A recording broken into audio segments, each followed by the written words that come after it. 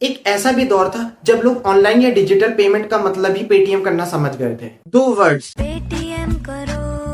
जिसने पेटीएम की पूरी कहानी बदल दी थी और साथ में देश के हर एक इंसान का ट्रांजैक्शन करने का तरीका भी। लोग सिर्फ क्यूआर कोड के ही थ्रू ऑनलाइन पेमेंट करने लगे थे, जिसने इंडिया में कैशलेस ट्रांजैक्शन की नींव रख दी। डिजिटल पेमेंट को लेकर पेटीएम ने आम आदमी का नजरिया ही बदल दिया। लेकिन 8 नवंबर 2016 ₹500 और 1000 नोट लीगल टेंडर नहीं रहेंगे को प्रधानमंत्री के डिमोनेटाइजेशन के फैसले से पेटीएम के सितारे ही बदल गए और पेटीएम को इंडिया का डिजिटल पेमेंट मार्केट का सबसे बड़ा खिलाड़ी बना दिया। मात्र 3 महीने में ही पेटीएम वॉलेट के यूजर्स 12.5 करोड़ से बढ़कर 18 करोड़ से ज्यादा हो गए, जिसने पेटीएम को फिनटेक का बादशाह बना दिया। उसके अगले दिन 9 नवंबर 2016 को पेटीएम ने एक एडवर्टीजमेंट के थ्रू पीएम मोदी को बधाई देते हुए ये बोला कि ये एक बहुत ही बोल्ड स्टेप है इंडिया को डिजिटल पेमेंट मार्केट में आगे ले जाने। इस फैसले से सरकार को बहुत ज्यादा क्रिटिसिज्म फेस करनी पड़ी ऑपोजिशन पार्टी से, क्योंकि उनका कहना ये था कि डिमोनेटाइजेशन के थ्रू गवर्नमेंट पेटीएम की मदद कर रही है। थोड़ा पीछे आते हैं और शुरू से शुरुआत कर। पेटीएम की शुरुआत विजय शंकर शर्मा जी ने 2010 अगस्त में अपनी पेरेंट कंपनी 197 कम्युनिकेशन के अंडर करी।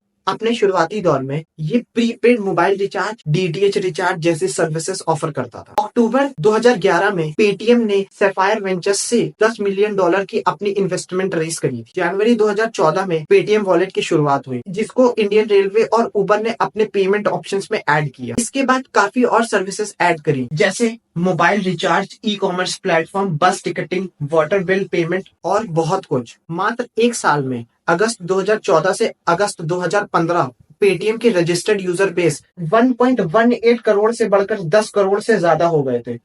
एक साल में ही 9 गुना यूजर बेस पेटीएम ने गेन किया। 2015 से 2018 के बीच में काफी दिग्गज कंपनियों ने पेटीएम में निवेश किया, जैसे रतन टाटा जी की टाटा मोटर्स, वैरन बफे की Berkshire Hathaway, Chinese company Alibaba group और सॉफ्ट बैंक जैसी बड़ी कंपनियों ने इसमें निवेश किया। 2017 में पेटीएम ने पेटीएम पेमेंट बैंक की स्थापना करी, जिसे आरबीआई ने लाइसेंस दिया था। सेम ईयर पेटीएम फिनटेक का सबसे पहला ऐप बना, जिसने गूगल प्ले स्टोर पे 10 करोड़ से ज्यादा डाउनलोड्स का मुकाम हासिल किया। फाइनेंशियल ईयर 2020 में पेटीएम पेमेंट बैंक ने 4.6 लाख करोड़ के 485 करोड़ ट्रांजैक्शन किए, जिसकी वजह से हिंदुस्तान का बिगेस्ट यूपीआई बेनिफिशियरी बैंक बन गया था और ये बहुत तेजी से फाइनेंशियली भी ग्रो कर रहा था। इन सब के बीच पेटीएम ने काफी कंट्रोवर्सीज फेस करी, जैसे कि इसके ऊपर आरोप लगा था पेटीएम ने जम्मू एंड कश्मीर के यूजर्स का डेटा गवर्नमेंट को प्रोवाइड किया था। और इसके बाद कई बार आरबीआई ने financial rules and norms break करने के लिए पेटीएम पेमेंट बैंक पर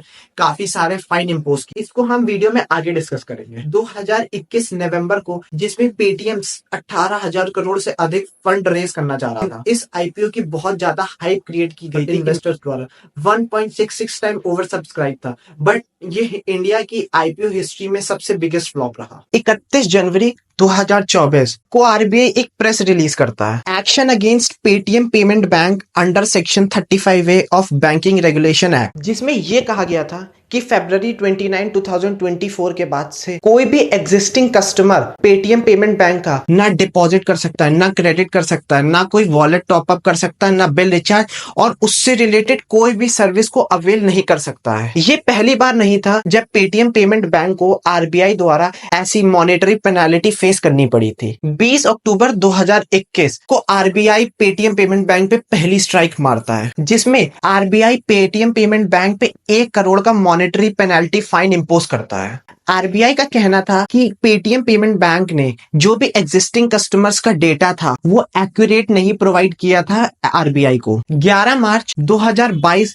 को आरबीआई एक और प्रेस रिलीज करता है, जिसमें आरबीआई पेटीएम पेमेंट बैंक को जितने भी नए कस्टमर हैं ऑनबोर्डिंग तुरंत रोकने का आदेश जारी किया। हालांकि रिपोर्ट के अकॉर्डिंग ये भी पता चला था कि पेटीएम पेमेंट बैंक ने आरबीआई के इस आदेश का उल्लंघन करते हुए नए कस्टमर्स की ऑनबोर्डिंग चालू रखी थी अपने ऑफलाइन मीडियम के जरिए। इतनी सारी मॉनेटरी पेनाल्टी इंपोज होने के बाद भी आरबीआई का कहना यह था ऐसे नेसेसरी करेक्टिव मेजर्स नहीं लिए जिससे कि पेटीएम पेमेंट बैंक इन सारी चीजों को सुधारे। अक्टूबर 12, 2023 को आरबीआई एक और प्रेस रिलीज करता है और इसमें आरबीआई फिर से पेटीएम पेमेंट बैंक पे मॉनेटरी पेनल्टी इंपोज करता है ऑफ 5.39 करोड़ की, जिसमें आरबीआई ये चार्जेस लगाता है पेटीएम पेमेंट बैंक ने केवाईसी से रिलेटेड रूल्स एंड नॉर्म्स को नहीं फॉलो किए, जिसकी वजह से काफी सारी यूजर्स का डेटा खतरे में था। उसके बाद उसने ये भी कहा था कि पेटीएम रेगुलेटरी सीलिंग को ब्रीच कर रहा है और साइबर सिक्योरिटी इंसिडेंट की जो रिपोर्ट्स होती हैं उसको भी डिले कर रहा है।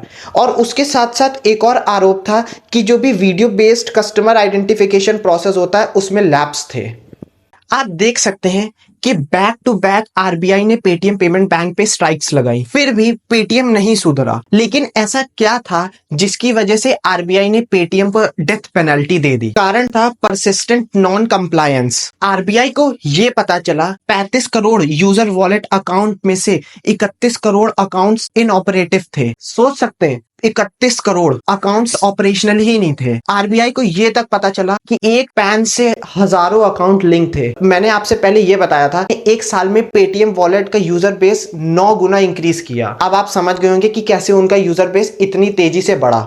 हजारों अकाउंट ऐसे थे जिसकी केवाईसी तक ही नहीं हुई थी, जिसकी वजह से Paytm payment bank anti money laundering का रूल का उल्लंघन किया। और ऐसे कई सारे रेड फ्लैग्स थे जिसकी वजह से आरबीआई को इतना बड़ा कदम उठाना पड़ा। पेटीएम के बंद हो जाने की वजह से क्या इंपैक्ट पड़ा पेटीएम पर? तो पेटीएम का एक प्रेस कॉन्फ्रेंस के अकॉर्डिंग जितने भी ऑपरेटिव अकाउंट्स थे पेटीएम पेमेंट बैंक के, उनको इस बैंक से दूसरे बैंक में शिफ्ट करना था, जिसकी वजह से पेटीएम को 300 से 400 करोड़ का नुकसान झेलना पड़ेगा। सारे पेटीएम पेमेंट बैंक के कस्टमर्स को दूसरे बैंक में स्विच करना पड़ेगा, जो कि बहुत ज्यादा टीडियस टास्क हो सकता है काफी अदर यूजर्स को। और जो भी पेटीएम वॉलेट से रिलेटेड सर्विसेज थी उन सबको आरबीआई ने बंद कर दिया। हालांकि जो भी आपका पैसा या आपका अमाउंट था वो आपके पास सेफ रहेगा, आप उसको क्रेडिट या डिपॉजिट नहीं कर सकते, बट जो भी आपकी एग्जिस्टिंग मनी है वो आपका कंप्लीटली सेफ है और उनको तब तक यूज कर पाएंगे जब तक कि आपके अकाउंट में वो बैलेंस एग्जिस्ट करेगा। मुझे लगता है कि आरबीआई का ये जो स्टेप था बहुत इंपॉर्टेंट था, क्योंकि लाखों यूजर्स का अकाउंट डेटा या पर्सनल डेटा वो स्टेक पे था। क्योंकि आरबीआई का कहना ये था कि जो भी साइबर सिक्योरिटी रिपोर्ट्स थी वो टाइम से नहीं सबमिट कर रही थी पेटीएम पेमेंट बैंक, जिसकी वजह से आरबीआई ने इतने बड़े बड़े स्टेप्स लिए। तो ये आपकी सेफ्टी के लिए लोग काफी कह रहे हैं नए बड़े प्लेयर की एंट्री करवानी थी, बट ऐसा नहीं है। बिजनेस तभी एंटर करता है जब वो कोई अपॉर्चुनिटी देखता है और शायद वो उनके लिए ये अपॉर्चुनिटी है। अगर आपको ये वीडियो पसंद आई हो तो हमारे चैनल को लाइक शेयर सब्सक्राइब जरूर करिएगा। जय हिंद।